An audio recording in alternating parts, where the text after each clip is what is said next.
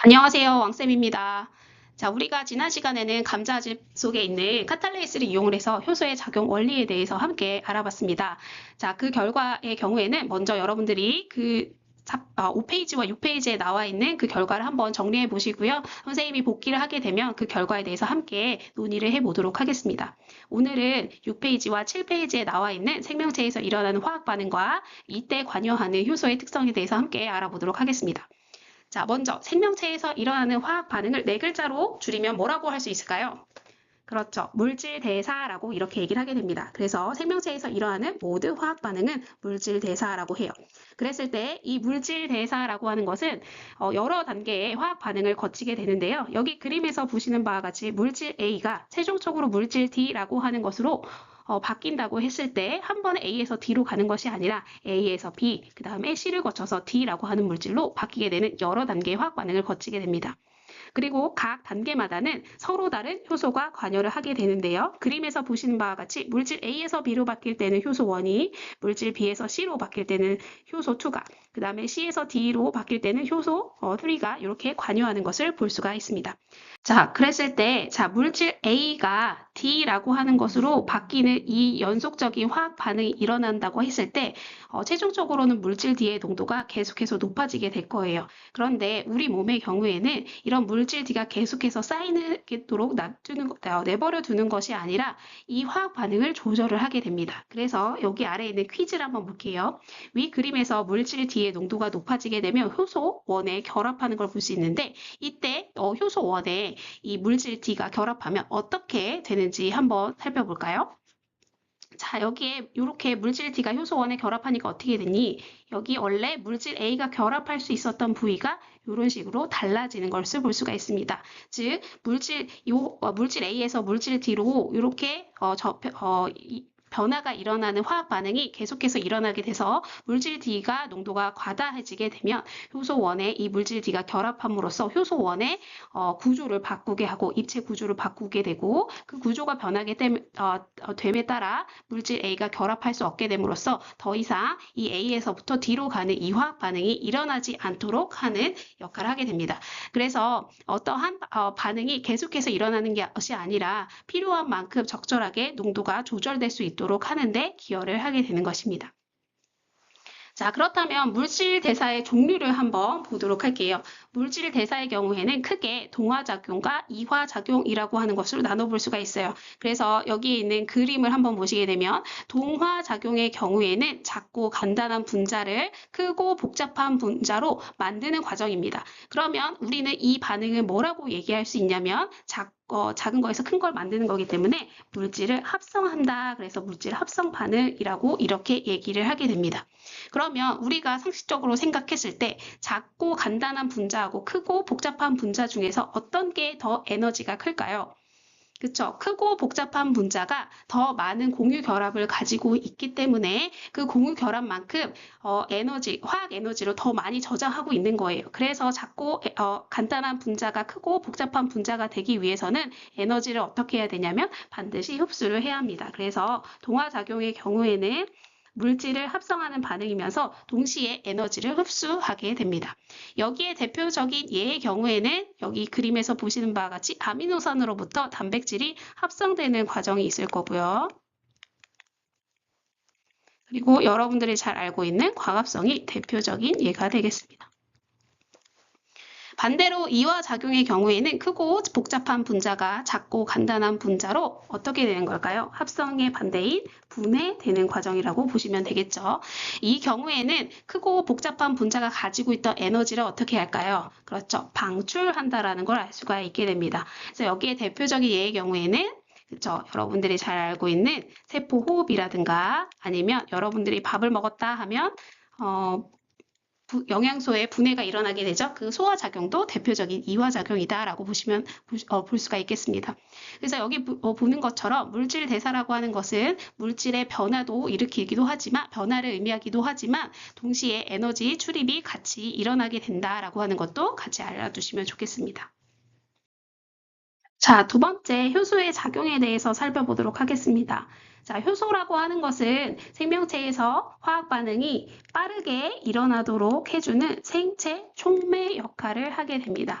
즉, 우리가 예를 들어서 생각을 해보게 되면 우리가 설탕이라고 하는 것을 상온에 두게 된다 할지라도 설탕이 저절로 분해가 되지는 않아요. 그렇지만 우리가 그 설탕을 먹게 되면 그 설탕은 분해가 되게 되는데요. 그때 이 설탕을 분해하게 하는 효소가 우리 몸속에 들어있기 때문에 그 설탕이 분해하는 반응이 빠르게 일어나게 됨으로써 그냥 똑같은 상온이든 혹은 37도라고 하는 온도 외부에서는 일어나지 않는 반응이 우리 몸속에서는 일어날 수 있게 되는 겁니다.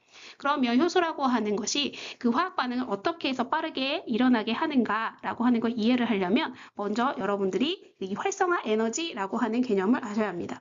활성화 에너지라고 하는 것은 자, 여기다 먼저 활성화 에너지라고 적을게요. 그 활성화 에너지라고 하는 개념은 화학 반응이 일어나기 위해 필요한 최소한의 에너지를 의미를 합니다. 그래서 그림으로 한번 살펴보시게 되면 이 반응 같은 경우에는 자, 여기가 반응물이고 이 아래쪽이 생성물이 되겠습니다. 그랬을 때 반응물이 반응을 해서 최종적으로 생성물이 만들어지기까지의 반응이 일어나려고 할 때 그냥 쉽게 일어나는 것이 아니라 어떤 에너지 장벽을 이런 식으로 거쳐야 되게 됩니다. 그랬을 때 이 에너지 장벽에 해당하는 것이 바로 이 활성화 에너지라고 보시면 되고 이 에너지가 바로 화학 반응이 일어나기 위해 반드시 필요한 최소한의 에너지라고 보시면 되겠습니다. 그러면 이 활성화 에너지가 작으면 작을수록 어떻게 될까요? 이렇게 높은 에너지 장벽보다는 에너지 장벽이 낮을수록 어떻게 되겠어요? 반응이 좀 더 쉽게 일어날 수 있겠죠. 그래서 활성화 에너지가 작을수록 반응 속도가 빨라지게 되는데 효소의 경우에는 이 활성화 에너지를 낮춰줘서 반응이 쉽게 일어나도록 해주는 역할을 하게 됩니다. 그래서 여기 그림에서 보시게 되면 여기 이렇게 높은 에너지 장벽에 해당하는 이 높이가 바로 무엇이 되냐면 효소가 없을 때, 제가 없을 문자를 이렇게 씁니다. 효소가 없을 때 활성화 에너지라고 보시면 되겠고 그 다음에 여기 낮은 에너지 장벽에 해당하는 것이 효소가 있을 때의 활성화 에너지라고 보시면 되겠습니다. 자, 그랬을 때 효소라고 하는 건 여기 이만큼, 이 활성화 에너지 요만큼을 줄여주게 됨으로써 쉽게 반응이 일어나게 한다는 걸 알 수가 있게 됩니다. 자, 그런데 여기에서 효소가 절대 영향을 주지 않는 것이 있습니다. 바로 뭐냐면 반응물의 에너지의 크기와 그 다음에 생성물의 에너지의 요 차이만큼은 전혀 영향을 주지 않습니다. 그때 반응물과 생성물 간의 그 에너지 차이를 우리가 뭐라고 하냐, 에너지 크기 차이를 우리는 반응열이라고 하게 되고요. 이 반응열의 크기에는 전혀 영향을 주지 않는다라고 하는 걸 알 수가 있게 됩니다. 자, 그랬을 때 여기 왼쪽에 있는 그림의 경우에는 반응물이 생성물보다 좀 더 에너지 수준이 높은 걸 알 수 있어요. 그래서 이 반응이 다 끝나고 나면 에너지를 방출하게 돼요. 우리는 이런 반응을 아까 말한 것처럼 이화작용이라도 얘기할 수 있지만 발열 반응이라고도 이렇게 얘기를 합니다. 그러면 거꾸로 우리가 흡열 반응, 즉 동화작용이 일어나게 될 때 에너지의 변화는 어떻게 될지 그리고 효소 유무에 따라서 활성화 에너지와 반응열의 크기를 한번 표시해 보도록 하겠습니다.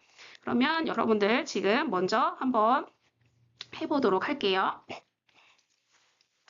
자, 우선 여기 있는 거대로 그대로 하면 자, 우선은 흡열 반응이니까 반응물이 생성물보다는 저 에너지 수준이 좀 더 낮을 거예요. 그래서 이렇게 반응물하고 생성물은 그 정도 높이가 될 거고요. 그 다음에 효소가 없다 그러면 에너지 장벽이 높겠죠. 그래서 에너지 장벽이 높은 요 산을 그리면 되겠고 만약에 효소가 있다라고 하게 되면 어떻게 되겠어요? 에너지 장벽이 조금 낮아져야 될 테니까 이렇게 해서 이렇게 그려주면 되겠죠. 그래서 이렇게 되게 되고 이때 반응열의 크기는 이렇게 여기가 반응열의 크기가 되겠죠.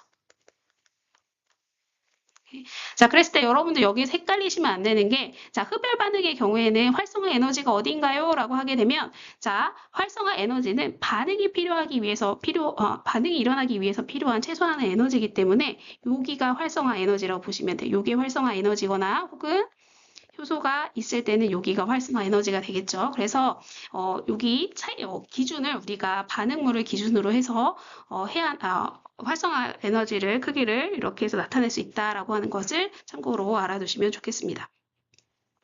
자, 그리고 여기서 선생님이 하나 한 가지 설명하지 않은 부분이 있는데요. 바로 활성화 에너지를 아까 화학 반응이 일어나기 위해 필요한 최소한의 에너지라고도 얘기했는데 이건 달리 말하면 뭐냐면 반응 분자가 지니고 있는 최소한의 운동 에너지라고 볼 수도 있어요. 즉 무슨 얘기냐면 우리가 반응이 일어나기 위해서는 반응 분자들이 서로 충돌을 꽝꽝 해야 되는데 이때 충돌을 하기 위해서는 그 반응 분자들이 운동 에너지를 가지고 있어야 돼요. 그런데 얘네가 어느 정도 충돌을 해서 반응을 하기까지에 필요한 최소한의 운동 에너지가 바로 활성화 에너지다라고 볼 수가 있겠습니다.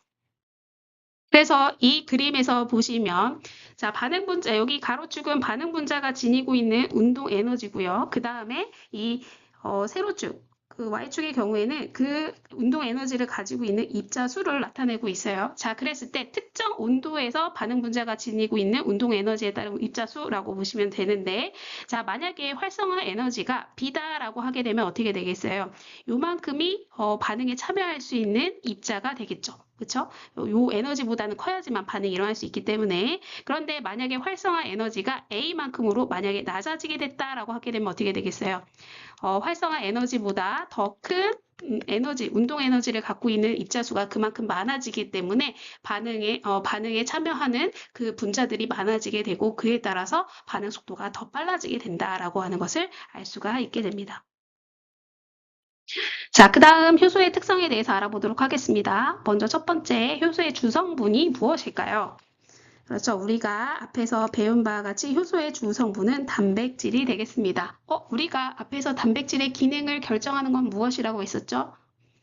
그렇죠. 단백질의 고유한 입체 구조라고 했어요. 그래서 효소 또한 고유한 입체 구조를 가지고 있습니다. 그래서 이 입체 구조와 딱 맞아떨어지는 특정 그 반응물하고만 일시적으로 이렇게 결합을 하게 되는데요. 구조에 맞는 특정 반응물하고만 이렇게 결합을 할 수가 있게 됩니다. 자, 그래서 여기 그림에서 보시게 되면 자, 엔자임이라고 하는 건 효소고 여기에 substrate라고 되어 있는 거는 우리말로는 기질이라고도 부르는데 여기에서 말하는 반응물이라고 보시면 되겠습니다. 그러면 효소와 기질이 결합을 하게 되는데 그때 이 기질이라고 하는 이 반응물이 효소에서 결합하는 부위를 뭐라고 하냐면 활성 부위라고 이렇게 얘기합니다. 그러면 이 기질이라고 하는 거와 효소의 활성 부위가 어떻게 되겠어요? 구조가 맞아 떨어졌을 때 그럴 때 일시적으로 결합을 할 수가 있게 된다라고 볼 수가 있겠죠. 그런데 여기 그림에서 보시게 되면 자, 여기에 기질이 결합하기 전과 결합한 후에 이 효소의 모습이 동일한가요? 동일하지 않죠. 조금은 약간 여유가 있었던 처음에는 기질이 결합하기 전에는 모양이 딱 맞아떨어지진 않았지만 효소와 기질이 결합을 해서 여기처럼 복합체를 형성을 하게 되면 효소 기질 복합체를 형성하게 되면 효소가 조금 더 이 기질에 딱 맞는 형태로 조금 변화를 하게 되면서 이렇게 반응이 좀 더 잘 일어날 수 있도록 해주는 역할을 하게 됩니다. 그래서 어찌됐든 효소는 단백질로서 고유한 입체 구조를 가져서 특정 반응물하고만 결합할 수 있다는 걸 여기서 알 수가 있게 됩니다. 효소가 특정 반응물하고만 결합하는 것을 우리가 지난 실험 결과에서 한번 비교를 해서 보도록 할게요. 자, 우선 여기에 있는 B라고 하는 거와 E라고 하는 거를 한번 비교를 해볼게요. 둘 다 감자즙을 동일한 감자즙을 집어넣고 온도 또한 동일해요. 그런데 B 같은 경우에는 과산화수소를 그다음에 E의 경우에는 설탕 용액을 이렇게 넣었을 때 반응을 보게 되면 B의 경우에는 기포가 잘 발생한 데 반해서 E의 경우에는 기포가 발생하지 않았어요. 즉 반응이 전혀 일어나지 않았다는 것을 볼 수가 있게 됩니다. 이 얘기는 감자즙에 있는 카탈레이스가 어떻다라는 걸 알 수 있나요? 그렇죠. 과산화수소하고는 딱 맞아떨어지는 구조를 가지고 있어서 결합을 할 수 있지만 설탕의 경우에는 결합을 하지 못한다라고 하는 것을 여기에서 알 수가 있게 되는 겁니다. 자, 두 번째, 효소의 특성을 보게 되면 효소는 화학 반응이 끝나면 생성물과 분리가 되는데 반응 전후의 입체 구조가 전혀 변하지 않게 되고요. 그렇다는 얘기는 다시 어떻게 되냐면 반응에 참여가 가능하다라고 하는 것을 볼 수가 있습니다. 그래서 아주 적은, 오타가 났네요. 적은 양으로도 효율적으로 작용할 수 있다는 장점이 있습니다. 그림으로 한 번 더 정리를 해보게 되면요. 효소는 자기와 그 활성 부위의 구조가 딱 들어맞는 반응물하고만 결합을 하게 됩니다. 그래서 이 노란색의 반응물하고는 결합을 하지만 이 분홍색하고는 반응을 하지 못한다라고 하는 걸 알 수가 있게 돼요. 그러고 나면 반응물과 결합한 이 효소는 아까 말한 것처럼 활성화 에너지를 낮춤으로써 반응을 조금 더 빨리 일어나게 해주는 거고요. 그를 통해서 만들어진 이 생성물은 나중에 다시 효소로부터 분리가 되게 됩니다. 그렇게 분리가 되게 되면 이 효소는 입체 구조가 변하지 않았기 때문에 다시 사용을 하게 되고 반복해서 촉매작용을 할 수 있다는 것을 알 수가 있게 됩니다. 이걸 우리가 했던 실험 결과와 한번 연결해서 보도록 하겠습니다. 자, B를 한번 보도록 하겠습니다. B에서 보게 되면요. 우리가 먼저 과산화수소수 3ml에 감자즙 400마이크로리터를 넣고 기포가 발생한 것을 먼저 봤고요. 그리고 나서 기포 발생이 끝난 후에 다시 추가적으로 과산화수소를 넣었을 때 추가로 기포가 발생하는 것을 볼 수가 있었습니다. 이 얘기인 즉슨 과산화수소가 기존에 넣어줬던 과산화수소가 반응이 다 끝났음에도, 그러니까 분해되는 반응이 다 끝났음에도 추가로 과산화수소를 넣어줬을 때 추가 기포가 발생했다는 것은 감자즙 속에 있던 카탈레이스가 그 전에 반응 후로 입체 구조가 변하지 않았고 재사용이 가능해서 추가적으로 과산화수소를 넣어줬을 때 반응을 계속해서 그러니까 반응이 일어날 수 있게끔 도와준다라고 하는 것을 여기서 알 수가 있게 됩니다. 여기에서 추가적으로 BCD를 한번 살펴보도록 하겠습니다. BCD. 자, BCD의 경우에 보시게 되면요. 우리가 크게 다르게 조건을 주었던 것이 무엇이었었냐면 바로 온도가 되겠습니다. 온도. 여기 보이는 것처럼 온도에서 한번 보도록 할게요. 자, 우선 온도의 경우에 보시게 되면 B, C, D는 각각 온도가 달랐어요. 상온, 얼음, 뜨거운 물이었는데요. 가장 잘 반응이 일어났던 것은 상온이라고 하는 걸 볼 수가 있습니다. 기포가 상승하는 시간이 가장 짧았고요. 그 다음이 이제 C가 되겠고 D의 경우에는 기포가 거의 발생하지 않았거나 기포가 발생하더라도 상승 속도가 굉장히 느리다는 것을 볼 수가 있었습니다. 자, 그렇다는 얘기는 우리가 여기서 알 수 있는 것은 얼음보다는 상온에서 반응이 더 잘 일어난다라고 하는 걸 볼 수 있는데 뜨거운 물에서는 반응이 잘 일어나지 않는다라고 하는 걸 볼 수가 있어요. 이거를 우리가 그래프로 해서 함께 다시 정리를 해보도록 할게요. 자, 여기 있는 그림에서 보시는 것처럼 자, 우선 가로축은 온도고요. 그 다음에 세로축은 반응 속도를 나타내고 있어요. 자, 그랬을 때 온도가 A 구간에서 보게 되면 온도가 올라가면 올라갈수록 반응 속도도 어떻게 되고 있나요? 올라가는 것을 볼 수 있어요. 즉 우리가 했던 실험에서 생각을 해보게 되면 우리는 상온에서 했기 때문에 20에서 30도 사이에서 실험을 했었습니다. 그런데 얼음의 경우에는 0도라고 봤을 때 당연히 0도에서보다는 우리가 했던 그 상온의 온도가 어떻게 되겠어요? 반응 속도가 더 빠르다는 것을 알 수가 있게 돼요. 여기서 반응 속도라고 하는 건 효소에 의해서 촉매가 어느 정도 이렇게 빠르게 효소의 촉매 작용에 의해서 얼마나 빠르게 반응이 일어날 수 있느냐라고 하는 걸 나타내는 거기 때문에 즉 효소의 작용이 20도에서 30도, 즉 실온에서 더 잘 일어난다라고 하는 것을 알 수가 있게 되는 거고요. 그 다음에 우리가 최적 온도까지는 보지 않았지만 아마 온도를 더 높여줬다면 반응 속도가 더 빠르다는 것을 우리가 예측을 할 수 있게 됩니다. 그런데 우리가 뜨거운 물에 넣었을 때는 오히려 반응이 잘 일어나지 않았어요. 우리가 잘 생각해 보면 우리가 감자즙을 뜨거운 물에 넣으면서 몇 도에다 했었냐면 70도에다가 감자즙을 넣었었어요. 70도가 되면 어떻게 되나요? 반응 속도가 거의 제로가 된다는 것을 볼 수가 있게 되죠. 자, 이거는 우리가 어떻게 해서 볼 수가 있게 되면 이 70도에서 왜 반응이 일어나지 않았을까를 생각해 보게 되면 그렇죠. 바로 단백질의 입체 구조와 관련이 있습니다. 자, 우선은 여러분들 쉽게 생각하면 우리 달걀 후라이를 생각을 해보게 되면 돼요. 자, 여기 흰자를 볼까요? 흰자는 기본적으로 우리가 계란 후라이를 하기 전에는 이런 식으로 투명색을 띠고 있어요. 그런데 계란 후라이를 한다고 열을 가하게 되면 얘가 흰색으로 이렇게 변하게 됩니다. 즉, 단백질의 구조가 변하게 된 거죠. 우리는 이거를 단백질이 변성됐다라고 이렇게 표현을 하게 됩니다.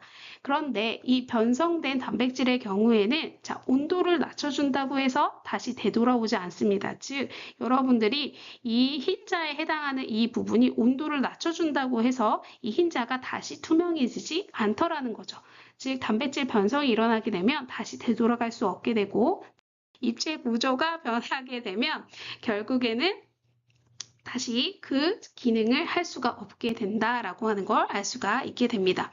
그리고 요 그림도 한 번만 더 보고 가도록 하겠습니다. 오른쪽에 있는 그림. 자, 여기에서 아까 보면 우리가 그 활성화 에너지라고 하는 거를 다시 말을 하면 어떻게 얘기할 수 있다 했냐면 반응 분자가 지니고 있는 최소한의 운동 에너지라고 이렇게 얘기한다고 했어요. 그랬을 때 여기 EA에 해당하는 것이 활성화 에너지라고 보게 되면 자, 온도에 따라서 이렇게 특정 온도에서 반응할 수 있는 이 분자수가 이렇게 달라지게 됩니다. 그래서 여기서 보시면은 T2하고 T1 중에 T2가 더 온도가 높다는 걸 알 수 있어요. 그러면 어떻게 했냐면 활성화 에너지보다 더 큰 에너지를 갖고 있는 분자의 수가 T1보다 어떻다는 걸 알 수 있어요? 더 많다는 것을 알 수 있어요. 그렇다는 얘기는 온도가 높으면 높을수록 반응에 참여하는 분자 수가 더 많아진다는 얘기가 되는 거고, 그에 따라서 반응이 더 빨라지게 된다라고 하는 걸 여기에서 알 수가 있게 됩니다. 그렇지만 우리 효소의 경우에는 단백질이기 때문에 너무 온도가 높아지게 되면 단백질의 변성이 일어나게 돼서 과도한 온도에서는 반응 속도가 오히려 감소하게 된다라고 하는 걸 알 수가 있게 됩니다.